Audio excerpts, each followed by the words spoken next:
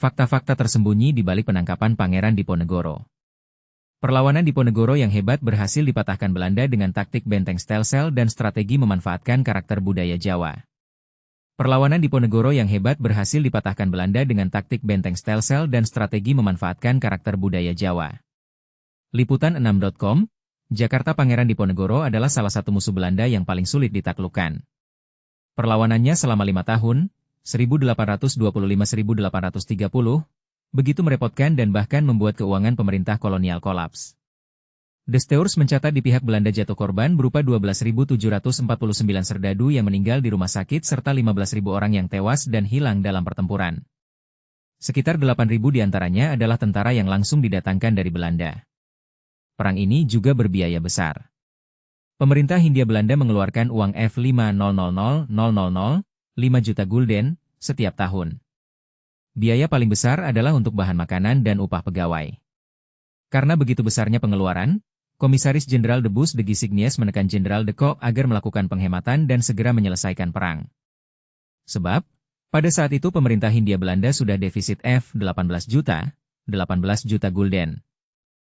Menanggapi tekanan Dubus, de Kock seperti dicatat ES de Klerk menjawab bahwa kami berperang ini tidak hanya melawan pemberontak, akan tetapi melawan seluruh rakyat yang jumlahnya 2 juta. Pemberontakan Diponegoro yang oleh sejarawan Belanda disebut Java Oorlog, Perang Jawa, adalah perang yang melelahkan kedua belah pihak. Perlawanan orang Jawa kemudian diakui sangat mengagumkan. Prajurit Jawa yang secara sepintas dan lahiriah tampak bodoh dan pemalas terbukti adalah prajurit yang pemberani, ulet, dan tangguh dalam berperang. Prajurit Diponegoro tidak merasa sulit untuk masuk ke dalam hutan dan bertahan dengan makanan seadanya.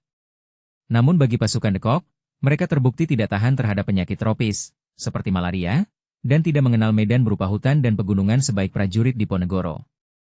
Peter Carey, sejarawan Universitas Oxford yang telah meneliti Diponegoro lebih dari 30 tahun, mengatakan bahwa catatan Panglima Belanda dan Jerman menunjukkan Diponegoro berperawakan sedang, agak gempal, dan cukup karismatik. Diponegoro sendiri, katanya kepada Liputan6.com pada Rabu, 18 Mei 2016, bukanlah seseorang yang jenius dan ahli strategi perang yang baik. Namun ia terbukti sangat tangguh dan bermental kuat, ujarnya. Benteng stel-stel. Pemerintah Hindia Belanda sangat sadar bahwa Perang Jawa hanya akan berhasil ditumpas bila mereka berhasil menangkap Diponegoro.